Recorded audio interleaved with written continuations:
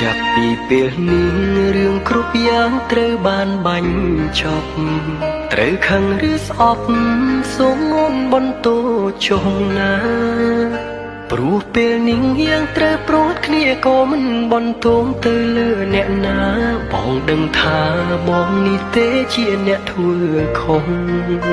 បងត្រៀមរួចហើយត្រៀមចំឡើយត្រូវឆ្លើយតបអូនបងមិនអាចបងក្តីស្នេហ៍អូនដែលខំមើលថែបើអូនជាបងទើបអូនដឹងថារូបបងនេះស្មោះគ្មានចិត្តព្រួលប្រែវេរាស្នេហ៍អ្នកបងវ៉ែស្នេហ៍យើងទាំងពីរទឹកលៀងរូបលៀងដំណងដែលហូរស្រង់មកលើផែនដី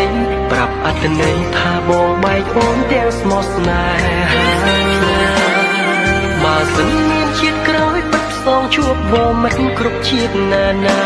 តែពេលនេះបងសូមលាអូនទាំងទ្រូងអួលណា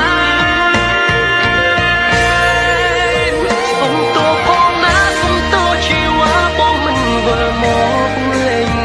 ពេលបងចាក់ចេញសូមកុំទោសនឹងគ្មានបងនៅក្បែរ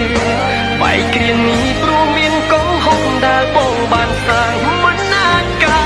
ចង់បកក្រោយតែគ្រប់យ៉ាងហួអស់ទៅហើយរឿងរ៉ាវអាចនឹងសូមអូនឈប់គិតនោមជឿចាប់ធ្វើអ្វីស្វែងរកអ្នកថ្មីសាងស្នេហ៍មានន័យដែលអជាងបងសូមឲ្យគេជួយមើលថែអូនស្រឡាញ់គេឲ្យខ្លាំងជាងអូនឈប់មិត្តប